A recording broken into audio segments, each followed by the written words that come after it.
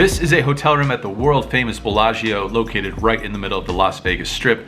I'm staying here because the World Poker Tour is throwing a premier event. The WPT 5 Diamond is going on right now. Today's Monday. On Wednesday, there's a $10,000 buy-in poker tournament. I'm going to partake in that one.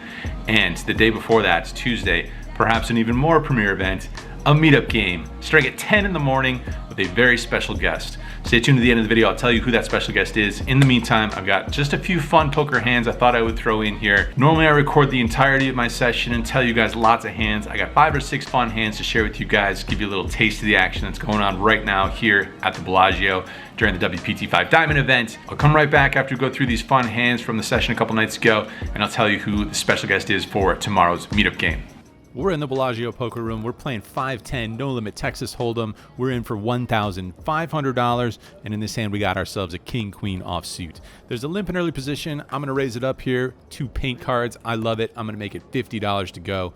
Player on the button and the big blind call, and the limper gets out of the way. So 3 ways to a flop that comes down. Jack 8 for rainbow. Big blind checks. Maybe if this was heads up, I could see c-betting here, but against 2 ranges, I feel like there's gonna be so many hands that can find a continue on this board. So I'm just gonna check it, and the player on the button checks as well. Turn is the ace of spades, and now when the big blind checks, I think I should be betting, especially since I have the king of spades. I can pretty credibly rep ace king and ace queen. I don't think any of my opponents are gonna have ace jack after the flop checks through, and even if my opponent has a hand like ace 10, I think I can put pretty good pressure on a hand like that over multiple streets. And with the king of spades in my hand, if the river comes a spade, I can also credibly rep the nut flush. So I like a bet here, but in the moment, I don't really get that far in my thought process, and I just check it. Again, the button checks back. River's another ace, so we end up with a nut no pair here. Big blind checks again, I check, and now the button puts out a bet, $120. Big blind folds. I don't know, I'm a little suspicious here. He probably would have bet a jack on the flop some decent percentage of the time. A little unlikely for him to have an ace when he just flat calls pre-flop, and with 2 of them being out there, maybe he can go for some thin value with an 8, but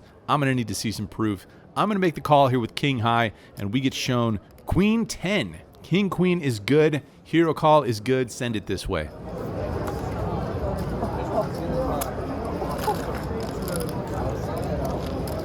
Thank you very much. I appreciate it. I know it. Hello, how are you doing? You get a player's card? Oh my God. I was going to call it 3. In this hand, the hijack raises it up to $30, and we are in the small blind looking down at the 7-6 of hearts. I like to play a 3-bet or fold strategy out of the small blind a lot of the time, and I think it's probably good to have some suited connectors in here in my 3-bet range so I have full board coverage. Don't need to always 3-bet them, but maybe occasionally. I make it $120 to go, and only that player in the hijack makes the call. Flop comes down 9 of hearts, 5 of hearts, offsuit deuce. That's a straight flush draw for us. Of course, we're c-betting. I bet $130, and my opponent calls. Turn is an offsuit 4, so instead of a gut shot plus flush draw, we now have an open ender plus flush draw. My opponent has about $700 in his stack, so I don't want to bet small here. I want to apply the maximum pressure.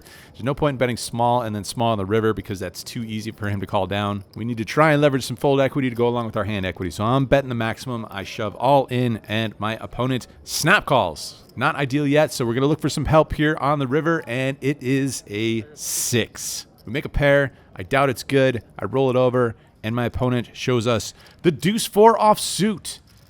Powerful holding. Ends up with 2 pair here on the turn. He was going nowhere, of course. Once he makes 2 pair, that, my friend, is good. Ship it to that guy.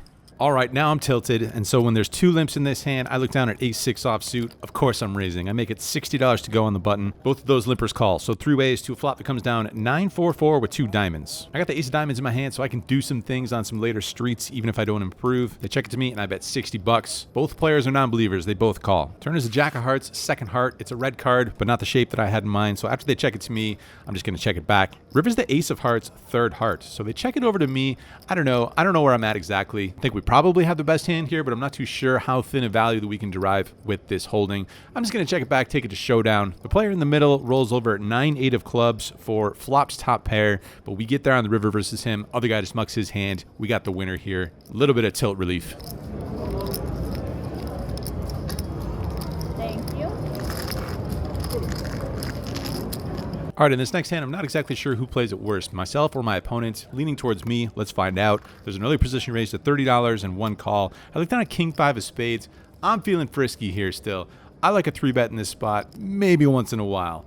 And I feel like that once in a while is right now. I raise it up to $150. The small blind, he's feeling frisky as well. He makes a 4-bet, $350. Back over to me. How bad can I play this hand? Let me show you. I'm in a flat call here. We're heads up to a flop. 9-6-5 rainbow. We make bottom pair here when my opponent bets $250. That's a pretty small bet. I think I have to continue once I make a pair. Turns a deuce of hearts, second heart. This time he checks it. So I'm feeling a little better here about my pair. Not exactly confident enough to just stick more money in with it, but feeling like it could be the best hand here. Check it back, trying to get to showdown. River's an offsuit 9. This time, my opponent leads out for $650. Don't expect the 9 to improve either of us. I feel like my opponent would know that too. Now I'm not feeling super great. I feel like if he has a hand like ace king, maybe he can take that to showdown. I don't think he would turn that into a bluff, but there are some other hands that we can beat. That being said, I feel like a lot of times players will look to check a mostly blank turn card and look for the check raise all in. Do I really want to hero off here for $650? I heroed off earlier with king high. We've got better than that. We've got a pair this time. But my opponent was very perceptive to that fact, and I feel like he might think he's got himself a little bit of a calling station here on his hands. So I don't know. I think I butchered this hand enough. Don't really want to stick too much more money in at this point, and I decide to let it go. After which, my opponent promptly shows me the king jack off suit. Let's see. I'm sure I butchered pre-flop. Flop was probably okay. Turn, not exactly sure. Maybe just rip it in once he checks it and deny equity. River shouldn't really change anything. Don't love the fold. Of course, maybe it's a little bit results oriented, but definitely a full-on butcher job by this guy. All right, guys, don't sweat it. We're going to get major revenge in this hand.